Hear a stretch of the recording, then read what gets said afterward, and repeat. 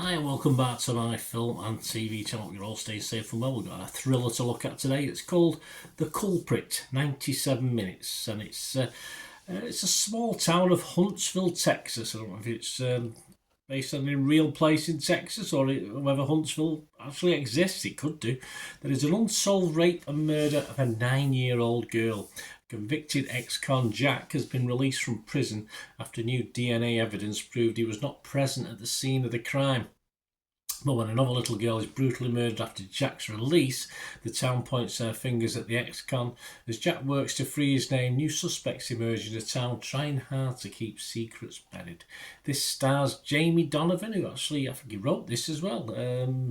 Helped write this as well, Jamie Donovan, Ron Orbach, Michael Natsu, Laura Vale, and it's a directorial debut, I think that's a great word, that directorial debut of Rich Ronat.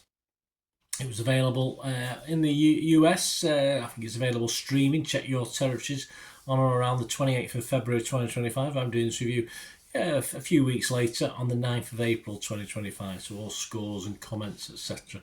was at that date. One thing I wasn't too sure about was why the main protagonist in this was whistling the Coronation Street theme tune. Obviously, it's you'll know what I mean if you watch it. If you're here in the UK, you know what Coronation Street is. I'm sure most people know outside of the UK these days, but he does whistle the Coronation, and it's quite scary when he whistles it. Never struck me as being overly scary when I used to watch the programme many moons ago, but there you go. Anyway, I'm sure it must be a title of the tune, and obviously it's used in other guises, of course. I mean, this for me is an interesting, in a sort of backup title sort of way. It keeps you contemplating what's going on. Yes, it holds you. You're never quite sure. It releases little bits and pieces of information, and even when things appear to be reaching a conclusion, it still throws oddities at you. So it keeps you at your toes. And Jamie Donovan himself looks like a killer to me. I'd convict him if I was on the jury. He's just got a scary, especially with that beard as well. With the beard, I mean, those eyes. He's just got something about him. The lad who plays him when he's younger as well. It's a cracking comparison. It's a brilliant younger version of him as well. Which, say, if you watch it, you'll probably know what I'm feeling about. It just makes me feel really uncomfortable all the way. The young version and the old version. There's a twist at the end of this that may leave you like it left me a little bit unsatisfied with it all, in fairness. Alan Ng from Film Threat said, Culprit is an old school thriller that knows how to keep you on edge. It certainly does, and keep you on edge right up to the final frame as well.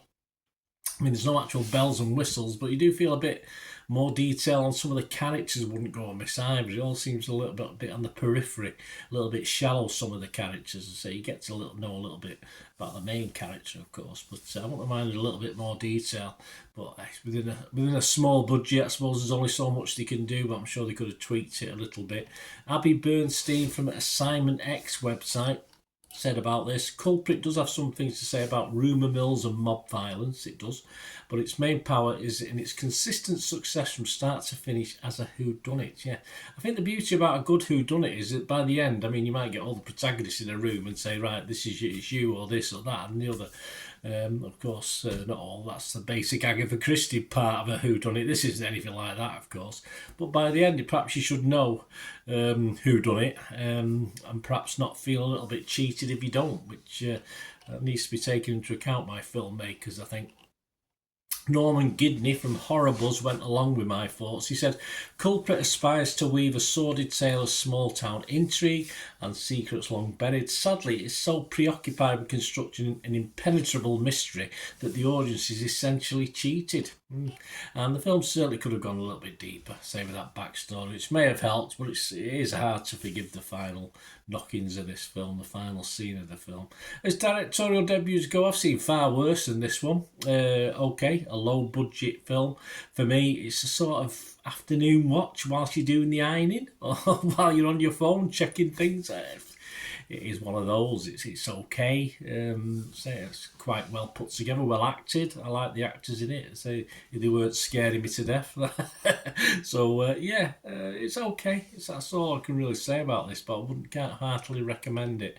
Rotten Tomatoes, there's only 3 critics have had an opinion on this. 2 were fresh, 1 was rotten. Internet Movie Database, only 85 scores and reviews, so it's not a vast amount. It's probably the film, the camera crew, etc. have done this on Internet Movie Database. It's getting a 6.3. Which is okay, which is fine, but I think that might drop a little bit. Personally, I've given it fresh on Rotten Tomatoes, just about 51.49.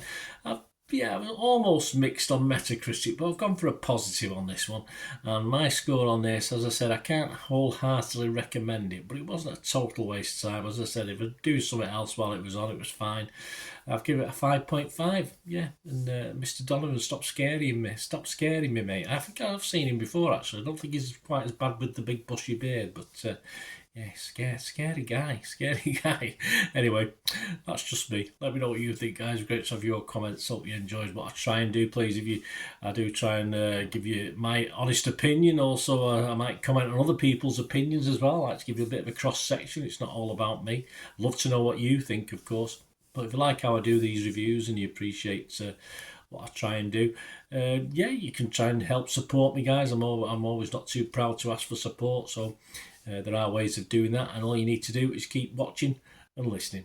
Ways to help me out, guys, if you watch the ads, if the ads on this YouTube ads, that helps in a very little way, but it all helps. Watch the pennies, the pounds look after themselves, they say, don't they? Or the pennies or the 10p's look after themselves. But if you watch the ads or follow the links on the ads as well, that's always a nice way to support the channel. If you sort of hang on for it, I've done that. I watched other people's and followed the ads, just something I fancied, which does happen from time to time.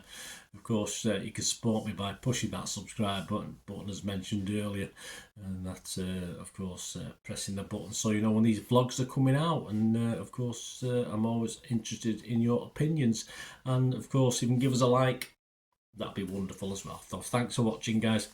Hopefully I'll join you very, very soon with something else. Until we meet again, I'll never ask one thing, don't I? Please stay safe, everyone. Bye for now.